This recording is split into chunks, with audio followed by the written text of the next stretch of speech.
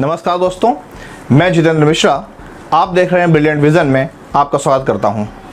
इस चैनल पर आपको क्लास 9, 10th, 11th, 12th से रिलेटेड सभी एकेडमिक वीडियोस और प्लस आपके लाइफ से जुड़ी हुई नॉर्मल टेक्निकल वीडियोस भी मिलती रहेंगी। तो शुरू करते हैं, सीधी बात, नो बकवास। आप लोग अपनी बचपने में अपनी मम्मी से आपने बहुत से प्रश्न किए होंगे कि मम्मी ये आसमान किसने बनाया, मम्मी ये ज़मीन किसने बनाई, मम्मी ये पौधे किसने बनाए, मम्मी कंप्यूटर किसने बनाया। इस तरह से आप अपनी मम्मी को बचपन से ही परेशान करते रहे हैं अपनी इस जिज्ञासा को लेकर के। तो आज का टॉपिक इसी से रिलेटेड है कि प्राकृतिक और मनुष्य द्वारा बनाई गई वस्तुओं में क्या अंतर होता है, यानी natural and man made substance. तो अगर हम बात करें कि ये natural and man made things क्या होती हैं, तो वह प्राकृतिक वस्तुएं वे वस्तुएं होती हैं जिनको हमें नेचर ने दिया है। नेचर को आप जिस भी रूप में जानते हो, आप भगवान कहते हो, ईश्वर कहते हो, गॉड कहते हो, अल्लाह कहते हो, जीसस कहते हो, जो भी आप कहते हो, बट साइंस सिर्फ एक ही चीज़ कहता है, एनर्जी। साइंस कभी भगवान, गॉड, ईश्वर, अल्लाह कुछ नहीं कहता। साइंस कहता है एनर्जी, सुपर नेचुरल पावर। तो सुपर नेचुरल पावर ने जिन भी चीज़ों को बनाया है उन्हीं चीज़ों को हम प्राकृतिक वस्तुएं यानी कि नेचुरल थिंग्स कहते हैं। जैसे आपके पेड़ हैं, पौधे हैं, वन संपदा है, पहाड़ है, ज़मीन है, मिट्टी है, हवा है, एनर्जी है, ये सब की सब चीज़ें प्लस आपकी बॉडी, ये सारी चीज़ें नेचुरल हैं, यानी नेचर से प्रोड्यूस हुई हैं। अब एक क्वेश्चन यहाँ पुटअप होता है कि नेचर से प्रोड्यूस हुई चीज़ों की कैटेगरी क्या है। तो प्राकृतिक चीज़ों को दो कैटेगरी में बांटा गया है और बांटने का जो बेस है, आधार है, वो ये है कि ये प्राकृतिक वस्तुएं समाप्त हो जाती हैं या समाप्त नहीं होती। तो दो कैटेगरीज हैं, समाप्त ना होने वाली वस्तुएं और समाप्त होने वाली वस्तुएं। तो पहले हम डिस्कस करते हैं समाप्त ना होने वाली वस्तुओं के बारे में। तो जो भी ऐसे संसाधन हमारे पास हैं, जिन संसाधनों को हम बराबर इस्तेमाल करते हैं, आदिकाल से करते चले आए हैं और शायद जब तक ये धरती है तब तक इस्तेमाल करते रहेंगे, मगर वो कभी ख़त्म नहीं हुए, रिसोर्सेस को हम बोलते हैं समाप्त ना होने वाली वस्तुएं। जैसे सूर्य है, चंद्रमा है, हवा है, ज़मीन है, ये सारी कैसी चीज़ें हैं, इनको हर इंसान इस्तेमाल करता है, मगर कैसे, जैसे किराए की चीज़ें होती हैं कि हम इनको यूज़ करते हैं, हम चले जाते हैं, ये बने रहते हैं। तो ऐसी सारी वस्तुओं को हम बोलते हैं इममॉर्टल सब्सटेंस या इममॉर्टल नेचुरल थिंग्स, हिंदी में अनश्वर प्राकृतिक वस्तुएं।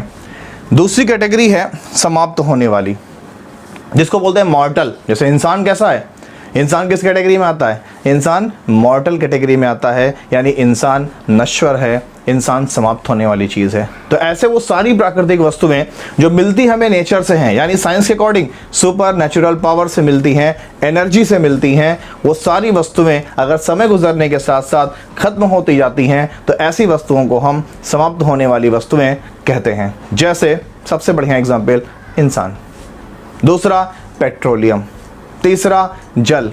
ये सारी चीज़ें ऐसी हैं जो है तो natural, but with the passing of time they decay, ये ख़त्म हो जाती हैं। अगर हम पेट्रोलियम उत्पाद की बात करें तो आगे अगर आपके लेसन में डीप में होगा तो उस पर डीप डिस्कशन करेंगे कि पेट्रोलियम्स क्या होते हैं। तो अब डिस्कस करते हैं एनर्जी के बारे में, ऊर्जा क्या होती है। हम अपनी ज़िंदगी के हर एक काम फ्रॉम द फर्स्ट ब्रेथ, यानी पहली सांस से लेकर till the end of the life, ज़िंदगी के अंत तक हम जितने भी काम अपने करते हैं, उस काम को परफॉर्म करने के लिए हमारे शरीर को एनर्जी यानी ऊर्जा की आवश्यकता होती है।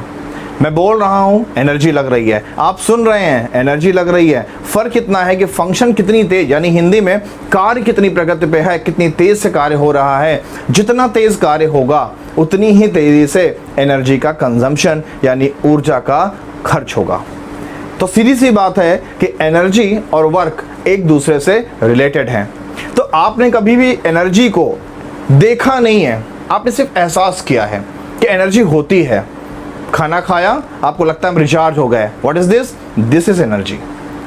कभी भी हम बहुत परेशान होते हैं, भूख लगी होती है, भूख लगने के बाद हम कोई ड्रिंक ले लेते हैं तो हमें लगता नहीं है अब आराम मिला, तो वो आराम ही क्या है, वो आराम ही एनर्जी है।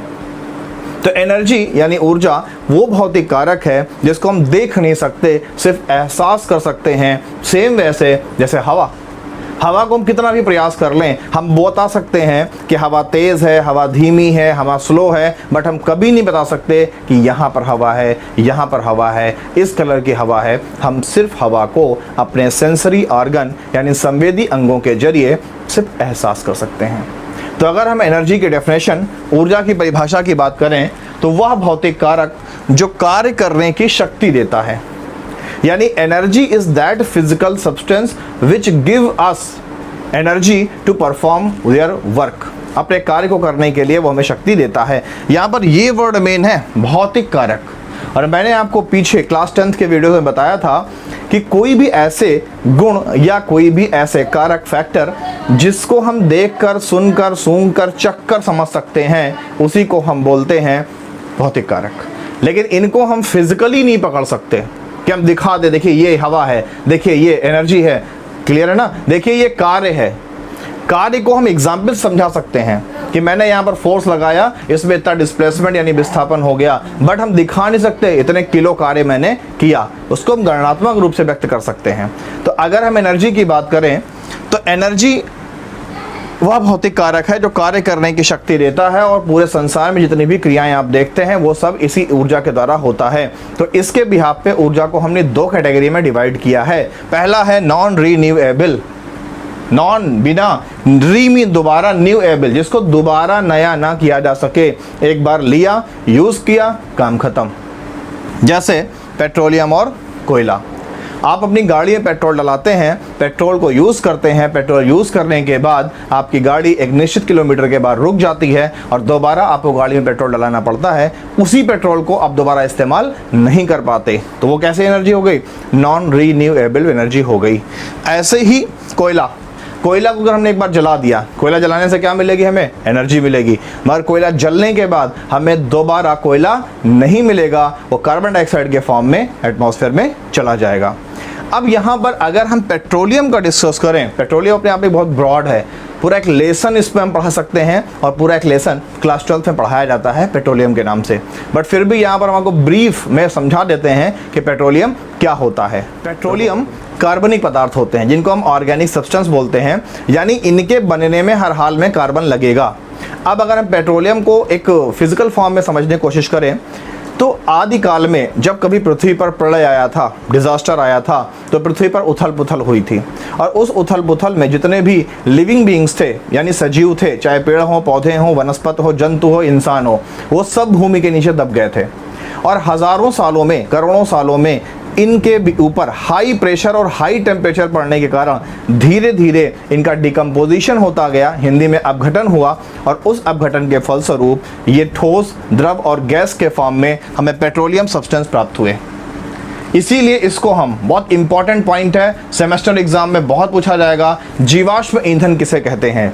तो नाम में क्लियर है, फॉसिल्स फ्यूल, जीवों के अश्म माने शरीर के भाग से बना हुआ ईंधन। तो जीवाश्म ईंधन पेट्रोलियम पदार्थ को ही कहते हैं। पेट्रोल, डीजल, मिट्टी का तेल, कोयला, केरोसिन, कोलतार, चारकोल, ये सब के सब पेट्रोलियम सब्सटेंस के एग्जाम्पल हैं। तो याद रखिएगा कि पेट्रोलियम सब्सटेंस क्या है? ये जीवाश्म ईंधन है, इनको फॉसिल फ्यूल्स कहते हैं। ये जीवित पदार्थों के अपघटन से ही बने थे और ज़मीन के भीतर बहुत ही सीमित मात्रा में हैं। अगर हम ऐसे ही इनका अंधाधुंध उपयोग करते रहे तो एक वक्त ऐसा आएगा जब धरती से पानी की तरह ही ये पेट्रोलियम सब्सटेंस भी खत्म हो जाएंगे। तो ये क्या है? नॉन रीन्यूएबल, एक बार यूज़ किया हमेशा के लिए खत्म।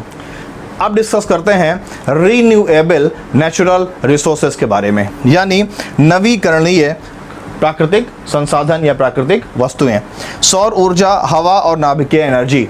जैसे सोलर एनर्जी है, सूर्य की ऊर्जा है, आपने देखा होगा घरों में लोगों के सोलर पैनल लगे होते हैं। वो सोलर पैनल यानी सोलर जो सेल होते हैं वो सूरज की ऊर्जा को इलेक्ट्रिक एनर्जी में कन्वर्ट करते हैं। एक बहुत इंपॉर्टेंट क्वेश्चन यहाँ पुटअप होता है, आपसे पूछा जा सकता है सौर सेल क्या है?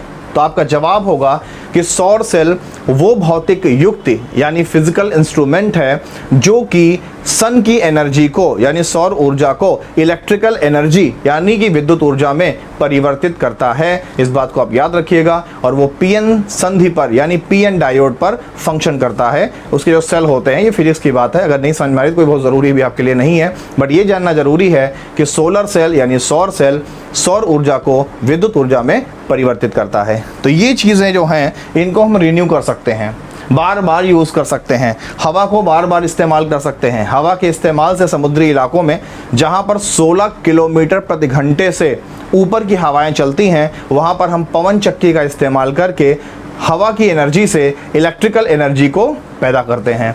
तो कोई आपसे पूछे पवन चक्की क्या है, तो याद रखिएगा पवन चक्की भी एक ऐसी मशीन है, भौतिक कारक है, जो कि हवा की एनर्जी को यानी वायु एनर्जी को वो इलेक्ट्रिकल एनर्जी में यानी विद्युत ऊर्जा में परिवर्तित करता है। ऐसे ही नाभिकीय ऊर्जा है। नाभिकीय ऊर्जा इस ब्रह्मांड की सबसे बड़ी एनर्जी है, जिसको हम न्यूक्लियर एनर्जी कहते हैं। और याद भी रखिएगा इस संसार का सबसे ताकतवर फोर्स जो है वो न्यूक्लियर फोर्स है, यानी नाभिकीय बल है, जो नाभिकों के बीच में लगता है। बट ये इतने छोटे स्थान में लगता है कि इसको हम एहसास नहीं कर पाते। बट स्ट्रॉन्गेस्ट फोर्स कौन है? न्यूक्लियर फोर्स है, याद रखिएगा। आपने नाभिकीय संलयन अभिक्रिया, नाभिकीय विखंडन अभिक्रिया सुना होगा, जिसके उदाहरण हैं नाभिकीय विखंडन का उदाहरण है परमाणु बम, नाभिकीय संलयन का उदाहरण है हाइड्रोजन बम।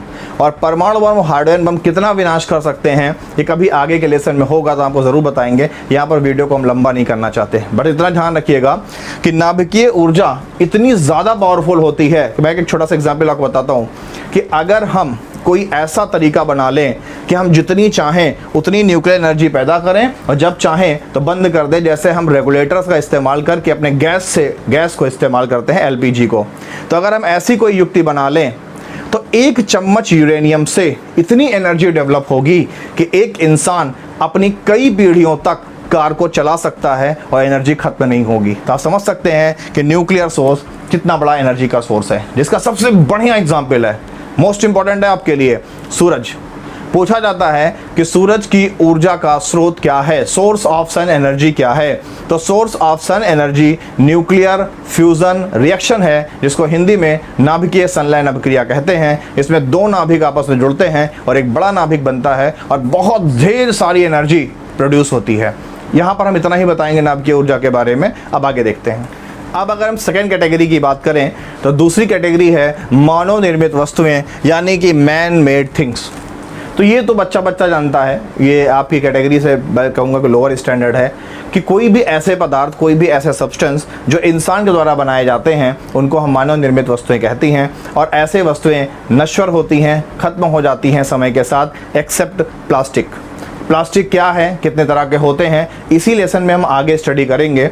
तो मैन मेड थिंग्स यानी कि जैसे आपके बनाए हुए गाड़ी हैं, आपके बनाए हुए टेलीफोन हैं, आपके बनाए हुए लैपटॉप्स हैं, पीसी हैं, ये सारी चीज़ें और भी बहुत ढेर सारी चीज़ें हैं। इसमें बहुत डीप में नहीं जाऊंगा क्योंकि इसको बच्चा जानता है, आप भी जानते हो अच्छे से, तो इस पर डिस्कशन नहीं करेंगे। तो मैं उम्मीद करता हूँ कि आपको नेचुरल और मैन मेड थिंग्स क्लियर हो गया होगा। और आगे हम मिलेंगे नेक्स्ट वीडियो में, जहाँ पे हम प्लास्टिक के बारे में भी स्टडी करेंगे, पेट्रोलियम की स्टडी करेंगे, प्लास्टिक्स के टाइप्स की स्टडी करेंगे। तो अगर आपको वीडियो अच्छा लगा तो कृपया लाइक, शेयर और सब्सक्राइब करें, जैसे मैं आगे आपकी ऐसी ही सेवा करता रहूँ। Thank you.